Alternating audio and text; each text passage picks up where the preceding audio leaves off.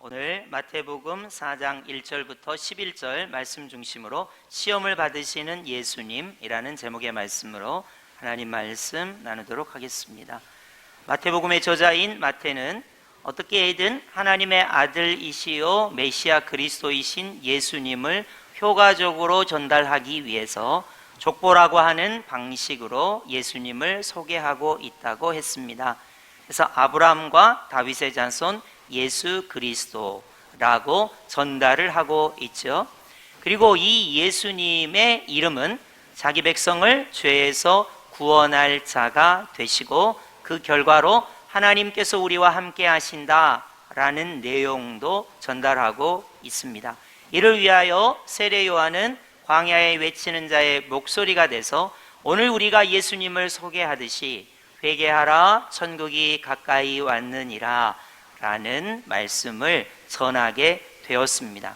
이제 우리 예수님께서 우리 인간과 똑같은 모습으로 이 땅에 오셔서 공생애를 시작하시기 전에 사단에게 마귀에게 시험을 받으시는 모습이 우리에게 소개가 되고 있습니다. 오늘 보면 1절과 2절을 보시겠습니다. 그때에 예수께서 성령에게 이끌리어 마귀에게 시험을 받으러 광야로 가사 40일을 밤낮으로 금식하신 후에 줄이신지라 라는 특이한 말씀이 우리에게 소개가 됩니다.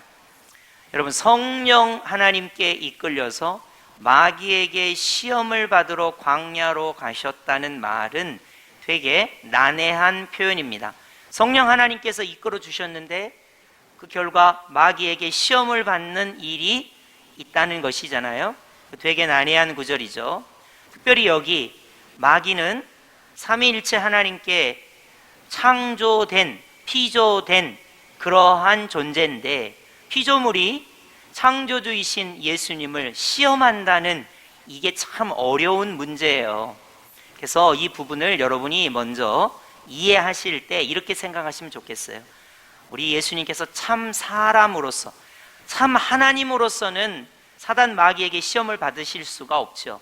그러나 참 인간으로, 참 사람으로 이 땅에 오셔서 우리에게 본을 보여주시고 우리가 시험을 당할 때 어떻게 말씀으로 이것을 극복하고 대처하고 이겨야 하는가를 보여주시기 위해서 우리 예수님은 창조주이시고 참 하나님이시기 때문에 피조물인 마귀에게 시험을 받으실 필요가 전혀 없지만 신앙생활하는 우리가 늘 시험과 유혹과 시련에 빠질 수 있기 때문에 참 사람으로서 우리에게 본을 보여주시고 우리를 긍휼히 여겨주시고 우리의 연약함을 체휼하시기 위해서 마귀에게 시험을 받으셨고 그것을 이기는 것으로 말씀에 근거해서 그것을 믿고 그것에 순종함으로써 시험을 이기셨다. 이렇게 여러분이 처음에 도입을 여러분이 이해하시고 생각하시면 되겠습니다.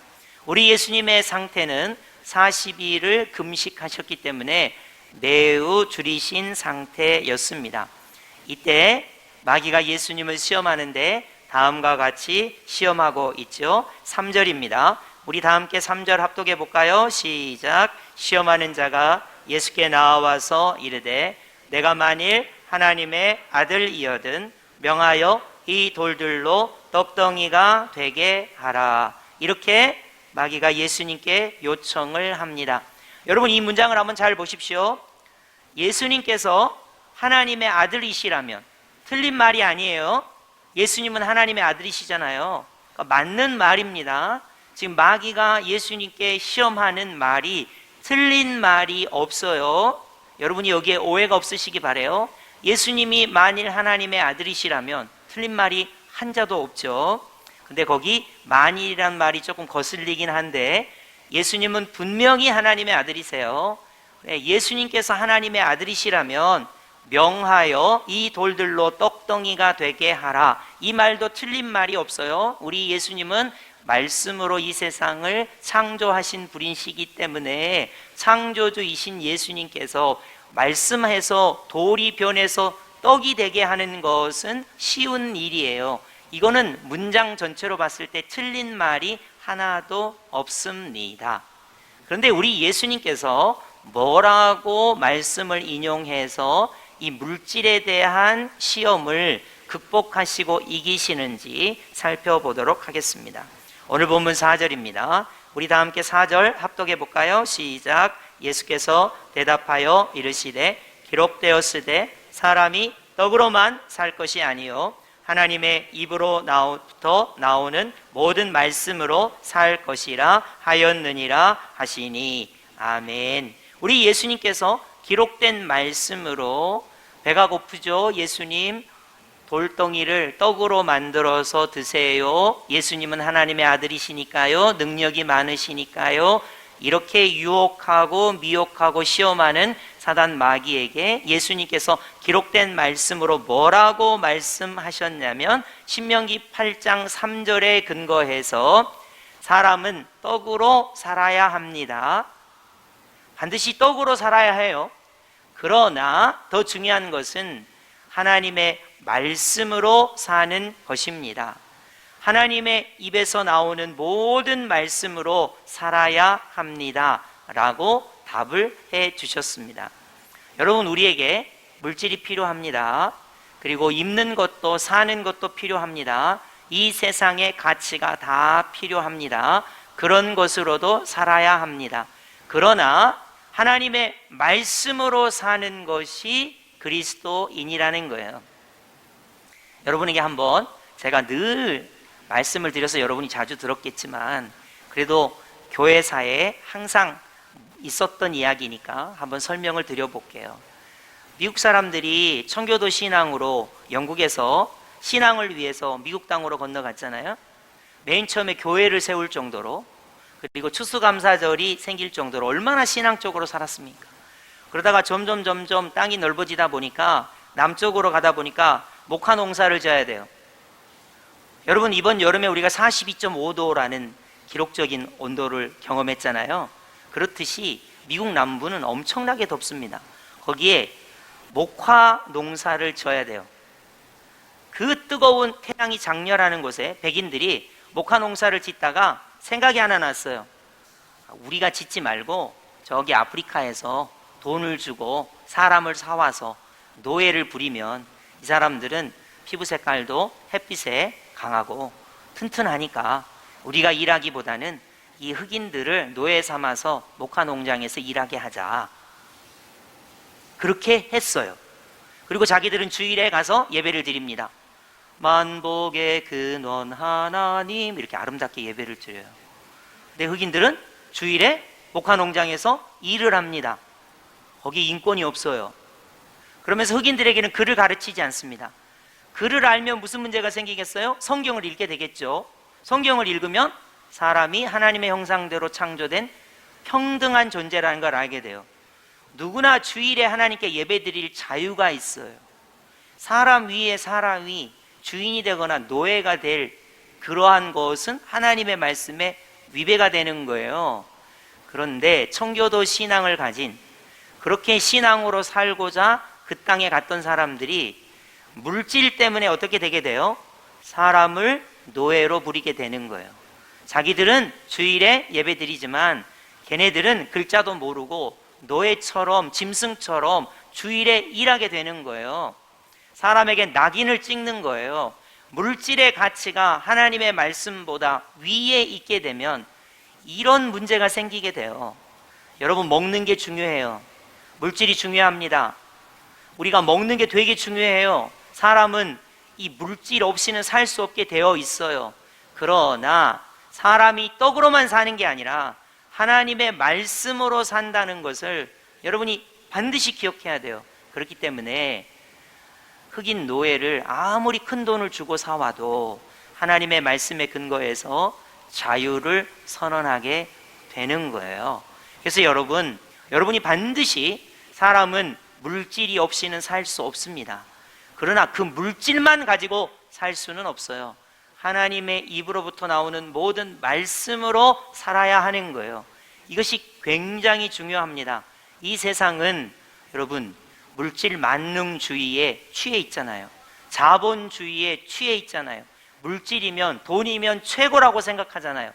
그런 세상에서 오늘 사단 마귀가 예수님을 시험하고 유혹하듯이 물질을 가지고 우리를 시험할 때 우리는 물질로만, 먹는 것으로만, 입는 것으로만, 이 세상의 가치로만 사는 것이 아니라 하나님의 말씀으로 산다고 하는 이 믿음 위에 든든히 서야 하는 것입니다. 그래서 성도는 욕망을 따라 사는 것이 아니라 말씀을 기준으로 해서 살아야 한다는 것을 예수님께서 나타내 주고 있는 것입니다. 이제 두 번째 시험으로 넘어가 볼까요? 5절입니다. 이에 마귀가 예수를 거룩한 성으로 데려다가 성전 꼭대기에 세우고 그랬습니다. 사단 마귀가 예수님께서 말씀으로, 사람은 하나님의 말씀으로 살아야 합니다 라고 말씀으로 이겼기 때문에 이제 두 번째 감정의 영역, 명예의 영역으로 예수님을 시험하고 있습니다. 6절입니다. 내가 만일 하나님의 아들이여든 뛰어내리라. 기록되었으되 그가 너를 위하여 그의 사자들을 명하시리니 그들이 손으로 너를 받들어 발이 돌에 부딪히지 않게 하리로라 하였느니라 라고 말합니다. 여기도 틀린 말이 하나도 없어요. 예수님은 하나님의 아들이시죠. 그렇기 때문에 성전 꼭대기에서 뛰어내리실 수 있습니다. 그러면 시편 91편 11절에서 12절에 이런 말이 있어요. 천사가 손으로 받들어서 다치지 않게 하시리라 라는 말씀이 시편 91편 11절에서 12절에 있습니다. 그러니까 사단 마귀가 예수님께서 하나님의 말씀을 인용하시기 때문에 하나님의 말씀을 인용해 갖고 예수님 성전 꼭대기에서 뛰어내리면 천사가 예수님을 받들어서 다치지 않게 하실 건데 해보시겠어요? 라고 성경 말씀을 인용해서 이야기하고 있습니다. 여러분, 이거는 이런 거예요. 예수님, 뭐하러 십자가에 힘들게 돌아가세요? 뭐하러 살을 찢고 보배 피를 흘려서 인간의 구원을 이루세요? 그냥 성전 꼭대기에서 뛰어내리면 천사가 예수님을 딱 받들어주면 사람들이 와, 예수님 대단하다.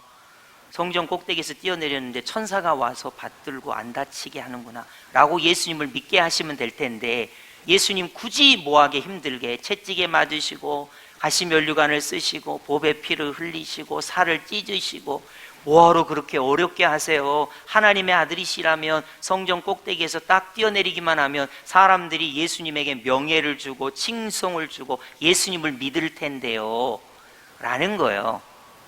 여러분, 하나님의 뜻은 뭐게요? 성전 꼭대기에서 뛰어내리는 게 하나님의 뜻일까요? 그래갖고 천사들이 받들어갖고 예수님을 우러러보는 그게 하나님의 뜻일까요? 십자가에서 우리를 위하여 보배 피를 흘리시는 고난의 예수님이 하나님의 뜻일까요? 똑같은 성경 말씀인데요, 성경 말씀을 여러분이 구분해 낼 수 있어야 돼요. 자, 예를 하나 쉽게 들어드릴게요. 여러분 이해하고 들으세요.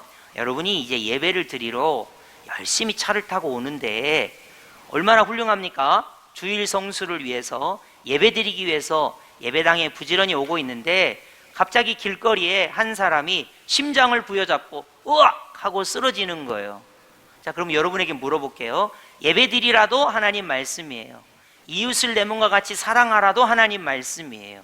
그러면 어떤 말씀에 근거해서 해야 될까요? 나는 그냥 예배 드리는 게 옳으니까 저기 사람이 심장을 부여잡고 쓰러져도 나는 예배만 드리면 된다가 맞을까요? 예배 시간에 좀 늦어도 돼요.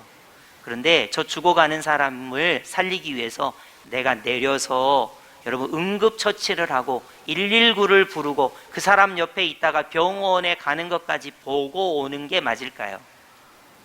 둘 다 하나님 말씀이에요. 여러분, 둘 다 하나님 말씀이에요. 예배 드리러 오는 것도 하나님 말씀이에요. 이웃을 내 몸과 같이 사랑하고 생명을 다해서 사랑하라도 하나님 말씀이에요. 여러분, 어떻게 하는 것이 하나님의 뜻대로 하는 것일까요? 당연히 예배 시간에 늦더라도 저 죽어가는 사람을 살리는 것이 더 지혜롭고 하나님의 뜻에 합당한 사람이 되겠죠. 여러분, 가끔 하나님의 말씀이 부딪힐 때가 있어요. 자, 부모님을 공경하라 라고 했는데, 여러분 누가복음에 가면 부모님을 미워하라 이런 말씀이 있어요.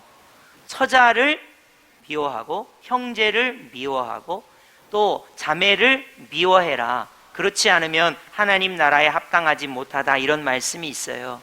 이 말씀을 문자 그대로 보면요, 우리는 다 미워해야 돼요. 그런데 성경 말씀 가운데 사랑하라는 말씀이 훨씬 더 많죠. 예수님보다 부모님을 더 사랑하면 안 되고, 예수님보다 형제나 자매를 더 사랑하면 안 되고, 예수님을 가장 사랑하라는 그런 말씀인 거예요. 그렇기 때문에 여러분은 하나님의 말씀이 부딪힐 때가 있어요. 하나님의 말씀이 부딪힐 때가 있어요. 지금 사단 마귀도 하나님의 말씀을 인용하잖아요. 높은 데서 뛰어내리면 천사를 보내서 예수님이 다치지 않게 할 겁니다. 그 하나님 말씀 맞거든요. 근데 우리 예수님께서 뭐라고 말씀하세요? 주 너의 하나님을 시험하지 말라라고 말씀하세요. 여러분, 우리가 하나님이 우리와 함께 하시는데, 우리를 지켜주시는데, 보호해 주시는데, 나의 방패와 산성이 되시는데, 굳이 성전 꼭대기에서 뛰어내려서 하나님께서 나를 보호하시는지 확인해 볼까? 그럴 필요 있을까요? 성전 꼭대기에서 뛰어내려갖고 천사가 받들어주면 그 명예와 그 감정으로 그렇게 자아도취돼서 살아갈 필요가 있을까요? 그럴 필요 없어요. 그렇기 때문에 우리 예수님께서는 십자가의 길을 가시는 것이 하나님 아버지의 뜻이에요. 성전 꼭대기에서 뛰어내려갖고 사람들이 예수님을 명예롭게 하고 높여주고 그걸로 예수님을 메시아 그리스도로 믿게 하는 것이 아니라 십자가 보혈의 복음으로 말미암아 예수님을 믿어야 구원을 받을 수 있는 거예요. 그렇기 때문에 여러분이 성경 말씀을 아셔야 돼요. 어떻게 알아야 되느냐? 어떤 성경 말씀이 두 개가 부딪힐 때 나를 향한 하나님의 뜻이 어떤 것이 하나님의 뜻인가를 구분해낼 수 있어야 돼요. 오늘날 많은 사람들은 성경 말씀을 잘 몰라요. 교회에 올 때 성경 말씀이 필요하죠. 다른 사람도 다 가지고 오니까. 그리고 펴서 목사님이 강론하시는, 설교하시는 설교를 들어요.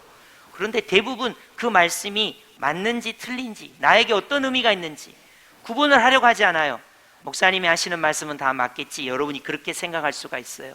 그러나 여러분이 분명히 아셔야 돼요. 만약에 제가 여러분에게 한 달 내내 집에 가지 마시고 교회에 오세요, 교회에서 생활하세요, 그러면 여러분이 이 말씀을 구분해내야 돼요. 한 달 내내 교회에 있으세요라는 성경 말씀도 없을 뿐더러 그럼 가정은 어떡하란 말이에요? 직장은 어떻게 하란 말이에요? 이 세상에서 빛과 소금으로 살아야 하는 건 어떡하라는 거예요? 여러분, 제가 아무리 여러분에게 교회에서 한 달 내내 집에 가지 말고 사세요라고 해도 여러분이 그것을 구분해낼 수 있어야 돼요. 아, 나는 가정에서 부르심을 받았어, 직장에 부르심을 받았어. 누군가 잘못되게 여러분에게 말한다 하더라도 여러분 하나님의 말씀을 어느 정도 알아야 되냐면, 예수님처럼 나는 십자가의 길을 가야 돼, 성전 꼭대기에서 뛰어내리는 것을 위하여 온 것이 아니야. 그렇게 그것을 말씀을 구분해낼 수 있어야 돼요. 그리고 그 말씀에 여러분이 그 말씀대로, 기록된 말씀대로 주 너의 하나님을 시험하지 말라고 했어. 이러한 결론에 이를 수 있어야 돼요. 그렇기 때문에 여러분은 말씀을 읽을 필요가 있어요. 그리고 그 말씀을 기억할 필요가 있어요. 그 말씀을 실천할 필요가 있어요. 오늘날 많은 평신도들이 성경 말씀에 무지한 시대가 됐어요. 누가 성경 말씀을 말씀하는데 그 말씀이 맞는 말씀인지, 경우에 맞는 말씀인지, 합리적인 말씀인지, 나를 향한 하나님의 뜻인지를 분별하지 못하고 무조건적으로 따라가려고 하는 사람들이 많아요. 그렇기 때문에 이단이 하는 말, 사이비가 하는 말, 잘못된 종말주의자들이 하는 말을 그대로 받아들이는 사람들이 많아요. 하나님의 말씀을 여러분이 반드시 구분해낼 수 있어야 돼요. 그리고 기록된 하나님의 말씀이 나에게 어떤 의미가 있는지, 나는 이 말씀을 어떻게 붙들고 순종해야 하는지를 여러분이 결단할 수 있어야 한다는 거예요. 그래서 우리 예수님께서 주 너의 하나님을 시험하지 말라, 신명기 6장 16절 말씀을 근거로 이 시험을 이겨내셨습니다. 이제 세 번째 시험으로 넘어가겠어요. 첫 번째 시험은 물질에 관한 거, 두 번째 시험은 정신적이고 명예에 관한 것이었어요. 이제 세 번째 시험이 나오는데 이거는 신앙, 믿음에 관한 거예요. 누구를 믿을 것인가에 관한 내용이 등장하고 있습니다. 확인해 볼까요? 8절입니다. 마귀가 또 그를 데리고 지극히 높은 산으로 가서 천하만국과 그 영광을 보여 이르되 만일 내게 엎드려 경배하면 이 모든 것을 내게 주리라 라고 예수님을 시험하고 미혹하고 있습니다. 사단 마귀가 겁도 없이 예수님께 이렇게 말해요. 마귀에게 엎드려 절하면, 하나님을 믿지 말고 마귀를 믿으면 너에게 이 세상의 모든 것을 다 주겠다 라고 마귀가 거짓을 말하고 있어요. 여러분, 이거는 신앙이거든요. 믿는 것을 말해요. 여러분에게 조금 예를 들어볼게요. 이 세상은 물질을 숭배하고 믿으라고 말하는 세상이 됐어요. 이제 하나님은 믿지 말고 물질을 믿어라 이렇게 말하는 시대가 됐어요. 이제 어떻게 사람들을 호도하냐면 이 세상의 가치를 믿어라, 하나님을 믿지 말고. 여러분, 그래서 제가 세상의 종교를 한번 쭉 나열해 볼게요. 무신론이 있어요. 무신론. 아예 신의 존재를 안 믿는 거예요. 유물론이 있어요. 물질만 믿는 거예요. 무속신앙이 있어요. 선대로부터 조상으로부터 왔던 그 무속신앙이 있어요. 그리고 유교가 있죠. 불교가 있습니다. 힌두교가 있습니다. 무슬림이 있습니다. 그리고 과학의 근거에서, 진화론의 근거에서 사는 사람들이 있어요. 그리고 이성주의, 철학에 의해서 살아가는 사람들이 있어요. 그러면서 뭐라고 말하냐면 나는 이것들을 믿고 하나님을 안 믿을게 라는 사람들이 너무 많아요. 여러분, 이 세상의 태반이나, 여러분 지금 지구의 인구가 80억 정도 되는데요, 이 세상에 많은 사람들이 하나님은 안 믿고 그 외에 다른 것을 믿는 사람들이 많아요. 사단 마귀가 이렇게 말합니다. 너 하나님 믿지 말고 사단 마귀에게 경배하면 이 세상의 모든 것을 다 너에게 줄게 라고 달콤한 거짓말로 사람들을 꿰어내면, 사람들은 대부분 나는 하나님을 믿지 않고 다른 것을 믿겠다고 말하는 사람들이 이 세상에 대단히 많습니다. 그런 거를 염두에 두고 이 부분을 여러분이 읽으시면 되겠어요. 다시 9절을 보겠습니다. 만일 내게 엎드려 경배하면 이 모든 것을 내게 주리라. 이건 처음부터 끝까지 다 거짓말이에요. 이게 자기 것이 아니거든요. 그리고 엎드려 절한다 해도 이거를 다 줄 수 없어요. 왜냐하면 이것은 누구의 것이냐면 하나님 아버지의 것이에요. 마귀의 것이 아니에요. 이게 거짓말이에요. 여러분, 돈을 아무리 가져도 영생을 얻을 수 없습니다. 여러분이 명예를 아무리 많이 누려도 천국 백성이 될 수 없어요. 여러분이 이 세상의 가치를 아무리 추구하고 아무리 많이 가져도 부활에 동참할 수 없습니다. 오직 여호와 하나님을 믿을 때만 이것이 가능한 거예요. 그렇기 때문에 마귀가 하나님을 믿지 말고 그 외에 다른 것을 믿어라 라고 신앙적으로 믿음의 문제에 대해서 이야기할 때 우리는 다음과 같이 해야 합니다. 오늘 본문 10절이죠. 사탄아 물러가라.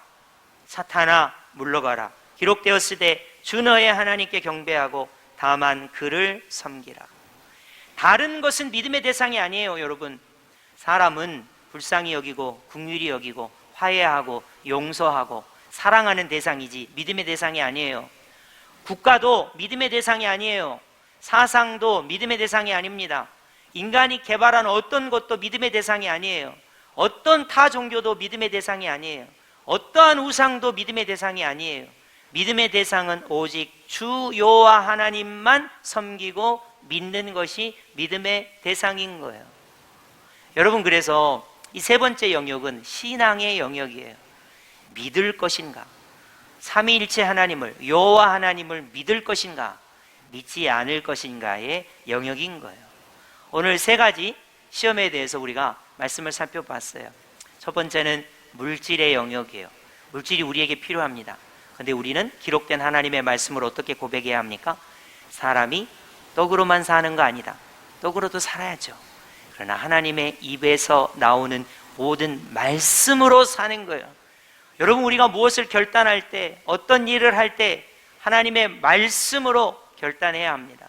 뿐만 아니라 이제 높은 성전 꼭대기에서 뛰어내리라는 거예요. 너 높아지고 싶지 않아? 너 명예를 누리고 싶지 않아? 너의 감정을 충만하게 하고 싶지 않아? 라고 말할 때 우리는 다음과 같이 말해야 돼요. 우리 하나님의 뜻이 십자가의 길이라면 그 십자가의 길을 가야 돼요. 그래서 뭐라고 말합니까? 주 너의 하나님을 시험하지 말라고 말합니다. 여러분, 그리고 마지막으로 이제 신앙의 영역, 믿음의 영역이에요. 어떻게 믿을 것인가? 누구를 믿을 것인가? 어떤 대상을 믿을 것인가? 주 여호와 하나님만 섬기고 하나님만 믿는 거예요. 삼위일체 하나님만 믿는 거예요. 여러분, 이제 제가 여러분에게 예언을 한번 해볼까요? 여러분의 삶에 매일 물질적인 문제, 감정적인 문제, 병의 문제, 신앙의 문제가 여러분에게 밀어닥칠 거예요. 어떨 때는 돈이 필요할 때가 있고요, 어떨 때는 건강해야 할 때가 있고요, 어떨 때는 높아지고 싶을 때가 있을 거예요, 어떨 때는 성공해야 되고요, 어떨 때는 이 세상이 너무 힘들고 어려워서 결단해서 무엇인가를 믿어야 할 때가 올 거예요.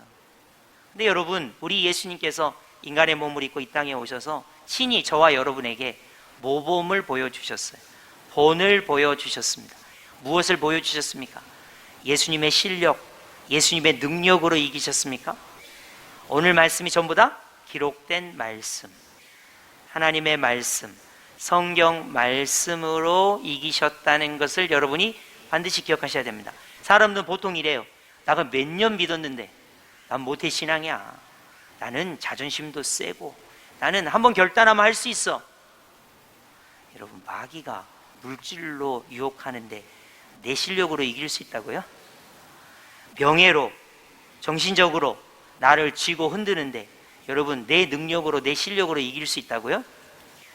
믿음의 영역, 신앙의 영역, 누구를 믿을 것인가, 어떻게 믿을 것인가, 이걸 가지고 결단하라고 하는데 여러분, 우리 능력으로, 실력으로 이길 수 있는 것이 아닙니다. 하나님의 말씀으로 그것을 우리가 체득하고 그것을 믿고 그것을 구분해내고 하나님의 뜻에 합당한 하나님의 말씀으로 그것을 이기게 되는 것입니다. 여러분, 그래서 어떻게 해야 되겠어요? 주일에 딱 한 번 목사님이 설교하는 설교로 만족하시는 분은 아직도 이 세 가지 유형의 시험에 대해서 심각하게 생각하지 않는 분이에요.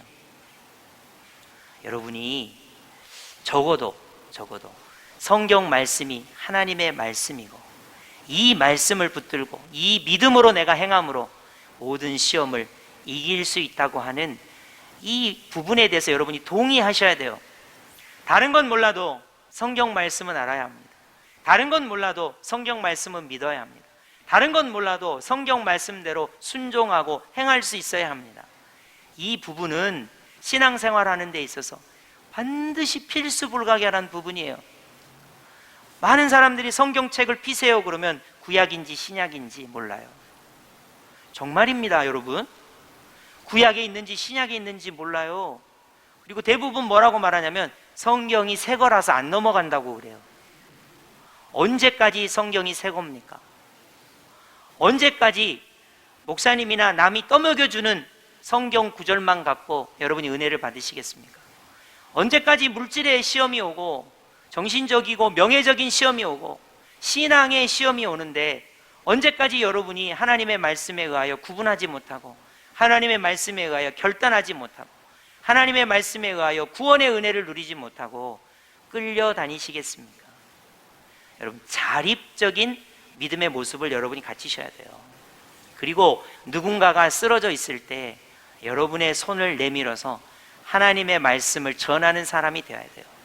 그 영혼이 구원에 이르도록 하나님의 말씀이 여러분의 입술을 통해서 여러분의 행함을 통해서 나타나게 해야 하는 것입니다. 그래서 우리가 하나님의 말씀을 알아야 돼요. 힘써 알아야 합니다. 그리고 이 하나님의 말씀을 분별해야 돼요. 그리고 이 하나님의 말씀이 나에게 구원을 주시는 하나님의 능력이 됨을 우리가 친히 경험해야 하는 것입니다. 그래서 제가 강조하기는 오늘 이 비가 억수같이 쏟아지는 이 주일에 여러분이 오셨는데 제가 여러분에게 강조하기는 하나님의 말씀은 우리에게 생명을 주시는, 영생을 주시는, 능력이 되시는 하나님의 말씀이에요. 뿐만 아니라 어떠한 시험과 유혹과 시련이 닥쳐도 이 하나님의 말씀을 붙들고 이 생명의 말씀을 붙들고 우리는 믿음으로 살아내고 승리하게 되는 것입니다. 이것이 우리 예수님께서 우리에게 본을 보여주신 그런 모습입니다.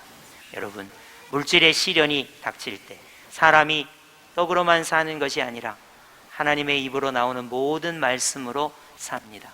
이 고백이 우리의 고백이 되기를 바랍니다. 하나님을 시험하게 하는 정신적이고 명예적인 그러한 시련과 시험이 닥칠 때 우리는 하나님을 신뢰하고 주 너의 하나님을 시험하지 말아야 합니다. 뿐만 아니라 신앙으로, 믿음으로 누구를 섬기고 누구를 믿을 것인가, 이 땅에 우리를 유혹하고 미혹하는 그러한 부분들이 많습니다. 반드시 주 너의 하나님을 섬기고 그만 섬기라, 우리 하나님만 섬기라, 그를 섬기라 라는 이 말씀이 우리 믿음의 고백이 되기를 바랍니다. 이것이 하나님의 말씀입니다. 이 놀라운 은혜가 오늘 말씀을 듣는 모든 분들에게 말씀의 사람 되시기를 예수님의 이름으로 축복합니다. 아멘.